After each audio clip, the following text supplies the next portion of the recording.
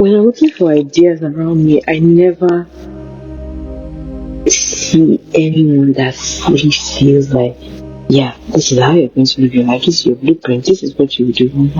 I've never had that since I was a child. I feel like there are people that have it. I mean, number one, we're gay. We're gay In Nigeria. in Nigeria and spiritual, not religious. Not. Like even me, Gay and don't fuck men and fuck with men and all. There's no blueprint. It's like, it's not like I thought I was going to be dead by a certain age. Yeah. It's just that I didn't know what it was going to look like. Yeah. Because I had no, like, I mean, my friends that could predict what their future would look like, and they probably had that idea too. I could not, because there was nothing, no reference I could use, no anything I could. I was just like, come on, Same. For me, I actually thought it meant I was dying. Yeah, so no, me, I know it wasn't from a place of I was dying. Because I know I've never been. I've been suicidal, but I know that one wasn't from being suicidal. It was from, let's say, not having. Just no blueprint. So, like, when I'm thinking of the person I want to be, the person I'm molding out of myself, first of all, I'm already her. I've been her all my life. But like a more refined version of her, and the kind of refinement that I know requires work, but it's not work that anybody has done. Do you get what I mean? It's not like, oh, I want to get married, I want a white dress with a prince that will save me from the dragon. There's an idea in people's minds of what their realities will look like, but I've had to cook mine from scratch. Like, that's why I said the closest thing I have to one is Amara, which is why I don't take Amara for granted. Like, her existence is necessary for Nigerian lesbians that want to have an idea of what their reality could look like.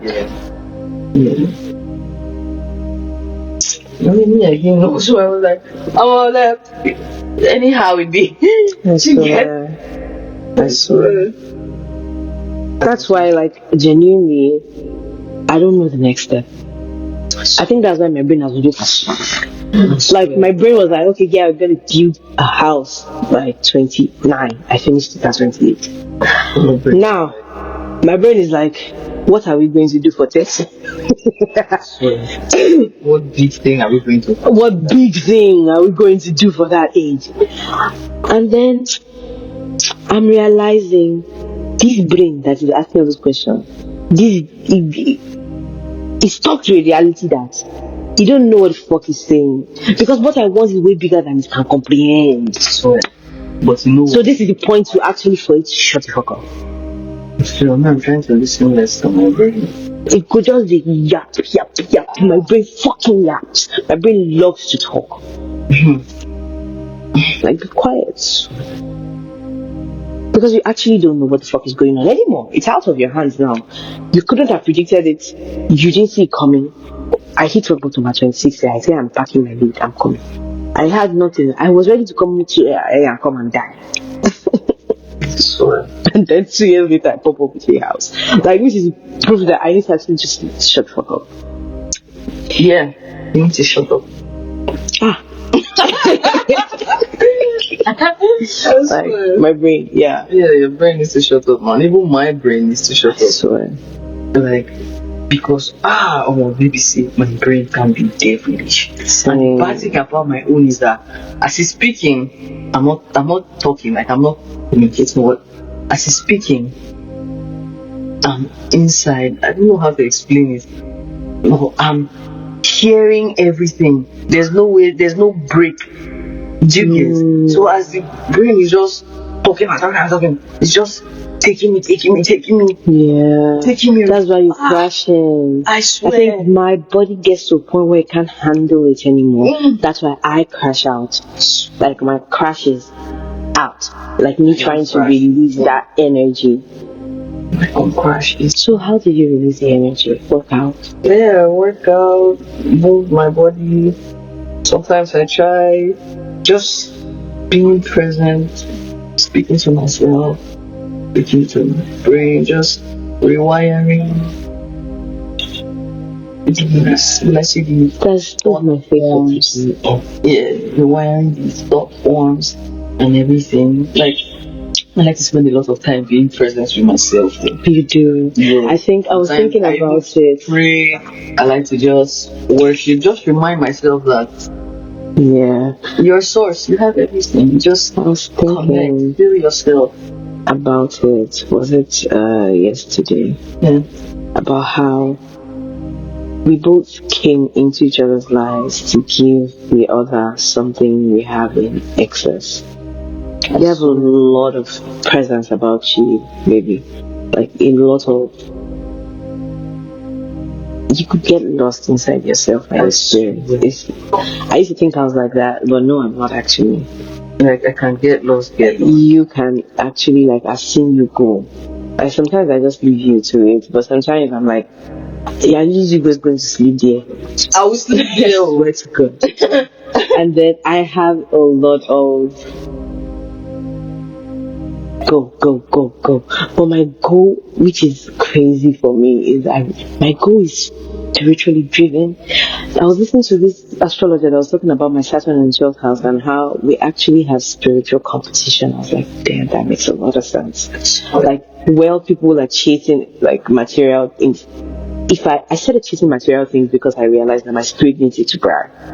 Mm-hmm. My spirit needs it to be like, because I have a very competitive spirit. Like, my spirit likes competition. So it's what is the spiritual cause of this thing kind of spirit? It's spiritually, why does that person have more than me? Explain it. I swear. Like, my spirit now says, oh, because they do this. And you're like, bet. I swear. So I think you need a bit of that. You need a bit of that. And that's go. The thing I need a bit of that. Sit the fuck down. And that's the good thing about this meds I got, because they put me like, the way my brain is always this one now it's still going this time, even with a lot of physical energy, but now it's directed at things that like are productive. Yes, that actually does this dopamine release thing. And I don't even think it's the meds with it. I think it's just the reward I feel. For feeling focused. Do you know what gives me that? What? Fasting. I swear, that feeling of just being light. I swear.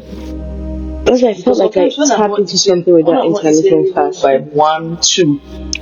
It's not like I'm not hungry. I'm hungry, but almost I just this thing I'm feeling, the way I'm feeling. Like it's a lightness. Lightness that allows my brain to focus on something else. I swear. Like you just feel like you're connected to something. Yeah. Other than you, something bigger than you. Because I was moving where I was coming from before. I needed a safety net. I needed like something that financial, because there was nothing. But there's something now. This house. I'm glad you're realizing this one. Because sometimes I try to communicate with, but overthinking he doesn't want to hear it. I want to say this is. Because lifetime, I'm such a like, go next person. Do you know I've not taken time to like sit down and just be like, I have a house. I know. Oh, I know. And sometimes when I try to like talk to you about it, it's like I can't even hear it. Yeah. I'm not as driven as you need to be. But the fact remains, we're not moving from survival anymore. I forgot. That's why I'm trying to like rewire my own nervous system and brain and everything. Because survival. Like even before this house, when something gets too stressful, money, work, I just surrender. That's literally how I've always lived my life.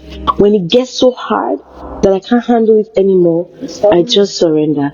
And it's then that things go my way. So why don't I just surrender? Forever. What the fuck? Because I know, like, if you're somebody that was raised the way I was raised to always apart from the fact that I'm an Aries rising, I have a bit of competition inside of me. But it's not a competition from a place of looking at other people. It's a competition with myself, my past self. Like, that's the only value. That's the problem. Yeah, competition. And because I'm also the only person that can truly validate me. If I say one thing about myself to myself, I tell myself, I don't like this, I'm bigger than this, there's a problem. But instead of me to take it as, yeah, myself as heard, I don't need to now. I think also there's a part of me that does things to make up for something I feel like I lost. Yeah. So it's also like a sense of for like lost time. Yeah, all the time that like my trauma was. But then again, I forget. Trauma really didn't steal anything from me. I'm 28, 29 in Nigeria. So your brain is just trying to like hold on to the trauma. That victim mindset must hold on to a story that it does not belong to it. My brain does it sometimes when I'm thinking about my parents, thinking about, or maybe just those thoughts just like in my mind, my parents, school, stuff. Like I catch myself thinking about them, and then I now identify that these things are not really true. They're not true. Nonsense. It's like, holding on to past stories, and holding on to past stories has been happening to me way more than new traumatic stories for such a long time now. But like my nervous system has not caught up. It's like, yeah, some things, terrible things happened to you as a child, and then at a point in life got good. But you couldn't even get to stop and notice where life got good. That past story. So now when any little thing happens that resembles that past story, you go back as proof of your past story when you are supposed to be focused on building the new story right in front of you. Yeah. Like giving it a new definition. Like the places that would trigger you. Yeah. For instance, there are two options. And when it's either you act triggered or you act. I know this is your brain. I'm just like, yeah, I'm just into you. Or you act like, you're used to me looking like, I was looking and you picked up on it, but I'm actually listening to you. Or you act like the version of you that is bigger than the trigger. You get, it's a conscious decision you have to keep making. You just have to like catch yourself when you're slipping into it. Into that. You don't even have to like try to like yank yourself out. Yes, like I think it's that thing, I can't remember the lady, it was probably a lady. She was talking about how she got over her, it was one psychologist I was listening to some BPD YouTube psychologist, and she said that between the trigger and the reaction usually starts with, let me say, put my two hands together like this. My left hand is the trigger, my right hand is the reaction.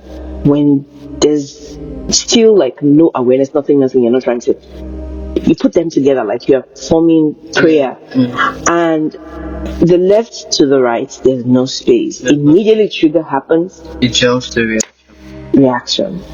But then again, if you can start catching yourself, it just creates a very tight space. So like the distance of the clap takes more time, and then the wider it gets, see, it's moving. Sometimes it still happens. No, but the wider it gets, catching yourself. Yeah, and then sometimes it's like before it gets here, you're like, okay, let me take a breath. I believe that traumatic events, things from our past life that changed our outlook on life. Like when you get a repeat of it in your present reality, I see it looking at the universe asking you, so who are you now? Goddamn. What are you exactly. Are you going to do like that's the universe testing you. Yes. And that is why surrender is the ultimate form of devotion. Because like when you're disciplined in the space of surrender, it doesn't feel like discipline anymore. That is when it becomes devotion. That's right. And devotion is way better than discipline. Because with discipline, it's like a grind, go. Devotion has a sense of the holy. Like there's something about it that feels sacred. It's there. That's just the life you live. It's not because when you think, okay, let me see. Discipline is like when you think of somebody like some Wall Street mogul that his own is discipline. Probably sniffs cocaine and wakes up and like grind. He goes to the gym. He goes But when you think of a monk who also is focused on something, at the end of the day, the difference between the Wall Street mogul and the monk is that spirituality, which is a space that just opens up for the day. But at the end of the day, they are both two people that are focused on something, that take life every day and make it into something. They actually have a goal. They're very similar archetypes. I swear. But the only thing that separates them is devotion. Is the sense of attaching it to something, attaching your surrender something holy. Because this same Wall Street mogul doesn't actually have to be like a different archetype from the monk. Because that's also, I don't know, I'm forming a thought in my head that's not really coming together. What I mean is, there's a spirit in the monk, there's a spirit in the archetype, in the Wall Street mogul. Focus, discipline, that is what they embody. But actually, they're not very different from one another. And maybe they are Wall Street mogul monks. Do you get what I mean? Because at the end of the day, when you think about it, it's just the spirit. So I feel like this is the thought that is coming. I think that if the world takes time to infuse devotion, actual devotion, that surrender, that sweet surrender that just is from your spirit for yourself towards your higher purpose, towards your higher self, the world would actually heal. And there wouldn't need to be a diversion between the monk and the Wall Street mogul. I think that with the Wall Street mogul, he's disciplined from a place of mind and brain. The monk is disciplined from a place of spirit. And imagine fusing those worlds together. Because I think the monk is also focused physically too. Because these people are really agile. They're very agile. They take care of their bodies. It's living by spirit. Spirit is endless. It's infinite. Exactly. And I think that the ultimate world is a world where the monk and the Wall Street mogul are not two different people. They are one person. And that is what I want to use to teach myself to embody. Like a version of a spiritual being that doesn't run away from the world. In the sense of I isolate myself because we're still in this world regardless. And this divergence of this same archetype that is manifesting in two different spaces is why the world is so fragmented. Because everybody feels because there's a part on this. There's a part of us that is materialistic. There's a part of us that is spiritual. And no one is wrong. No. You incorporate everything. That's the whole essence of a truly lived. Because you're in life. Life is in you. It's not going anywhere. At least, hopefully, for the next 80 years, you're going to check your case.